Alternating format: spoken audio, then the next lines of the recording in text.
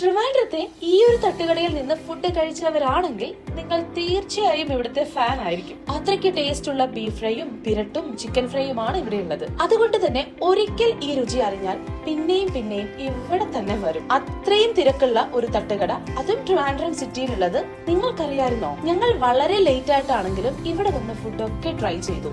ഇപ്പോൾ ഇവിടുത്തെ സ്ഥിരം കസ്റ്റമേഴ്സ് ആയി മാറി.